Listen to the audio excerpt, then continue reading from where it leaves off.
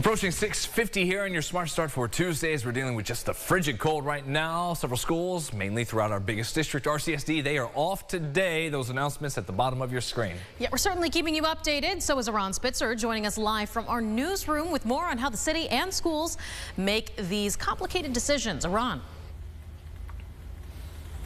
Yeah, guys, RCSD doing everything in their power so families know ahead of time what schools are not operating today. Of course, as soon as you get into the RCSD website, the first thing that pops up is the message that due to inclement weather conditions, all RCSD schools and offices will be closed. Now, that includes all after-school activities as well. Now, Mayor MLK Evans also announced all city R centers are open today from 11 to 6, providing students with a safe and warm place to spend their time off. With a safe and warm place, obviously, to spend their time off, and afternoon snacks and dinner will also be provided for high school students.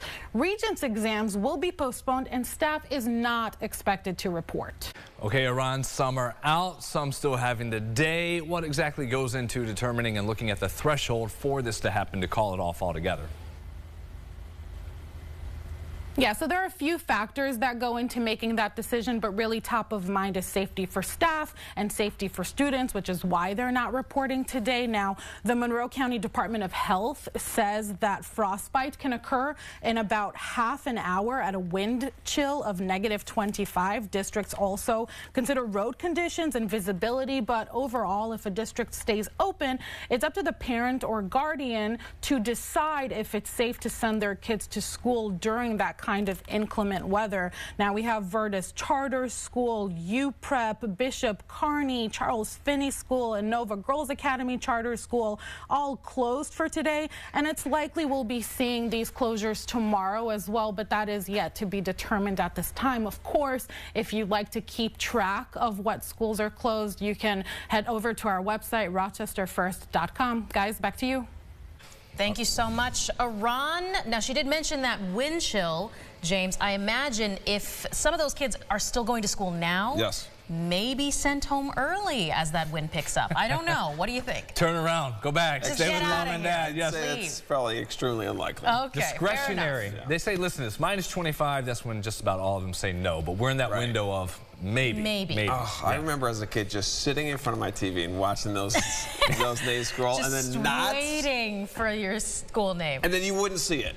And then your mom would be like, get to school. And you'd be like, don't make me go. No, please, no. Mom, use your discretion. Oh, I know, right? No, heading to school for those kiddos. Low teens for you this afternoon. Who knows? I think we're going to be going through the same thing tomorrow with that cold air. 8-day forecast at the end of the show. We will see the supers making that decision. Thank you, James. Besides schools, how about your home? This week's chill could do a number on your pipes if they're not well protected. We spoke with Colin the plumber, who tells us when you're dealing with this, you need to take action fast. Before anything, he does advise you to go ahead and turn the water to your outside faucets off. The water that runs through those lines going through the basement and then outside can freeze up, and then they could burst, causing you flooding inside your home, and that's a lot of damage, and those are the types of calls that come in the most. The biggest thing I tell homeowners is to make sure they know where their main shutoffs are. For preparation for the hose spigots, there's also shutoffs after the hose spigot that you're supposed to shut off right before winter to get all that water out so nothing's sitting in there. He also suggests going and double checking the sump pump in the basement because you need that if you have an issue to pump the water out. Also, you can do frost-free hose faucets. Check the supply lines, everything going to the bathroom, to the toilets for any sign of freezing, getting too cold.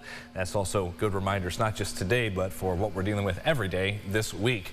Your sunrise traffic headed out. We don't have any of the snow that we had yesterday, at least in terms of falling. It's all in the snowpack, and that'll be around for days and days. On our roads, one accident downtown at South Plymouth and Bartlett Expressways, 490. You see that from Greater Rock Sky, 390 and 590 moving along at speed. Some big breaking news overnight. 2 Americans, including a local man, have been freed in a prisoner swap with the Taliban. The group's foreign ministry in Kabul confirmed the agreement, saying 2 U.S. citizens have been turned over in exchange for Khan Muhammad, who was sentenced to 2 terms of life imprisonment in 2008. In a statement, the family of Ryan Corbett, who's from Dansville, confirmed he's been released. Corbett lived overseas in Afghanistan with his family at the time of the 2021 collapse of the American-backed government. He was kidnapped by the Taliban in August 2022 while overseas on a business trip. This is day 2 of President Trump's second administration after yesterday's busy day of the inauguration events and then all the executive orders. They did include pardons to about 1,500 January 6th defendants.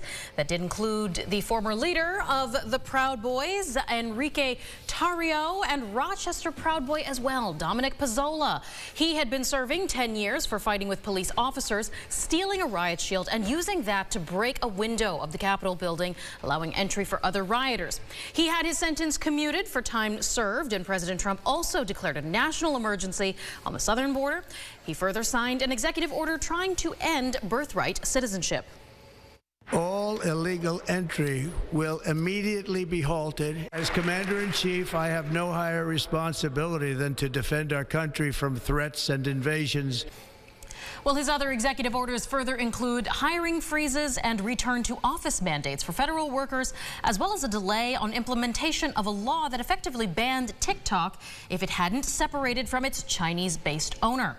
Another big thing coming out of the inauguration for attention, tech giant Elon Musk, what he did here, addressing the crowd inside Capital One Arena. Yeah, gaining more attention than his words is those gestures we just showed you. They appear to bear a very striking resemblance to the Nazi salute. We have not yet seen any comment from Musk on this backlash. One of many angles we'll be following today. And finally for us, college football, that season was still ongoing. Ohio State can celebrate the national title after holding off a Notre Dame comeback in Atlanta, walking away with the victory 34-23 over the Fighting Irish. The Buckeyes rolled through the 4 games in the new 12-team college football playoff. Their combined playoff score against all those opponents, 145-85. Just got lost in the shuffle, talking to all the Bills and everything going on in the NFL. I know. Yeah. I got to be honest, with all the Bills craze, I almost forgot about college football. I know. And we're college football people. I know. Georgia We're and from the LSU. South, yeah, you know? Like I know. our teams, they were playing in Atlanta. Yeah, just like, come on. man, it's on to Kansas City is where we are. All right. A lot of things happening yesterday, and we're calm and cold for you today. Next couple of days, tomorrow, bitter cold there. I think that one might be generous for an overnight low. And then there you go. More chances for snow showers by the weekend. And getting close to freezing by next week. That does it for us. We'll see you back here in 30. Thank you for joining us. Have a great day.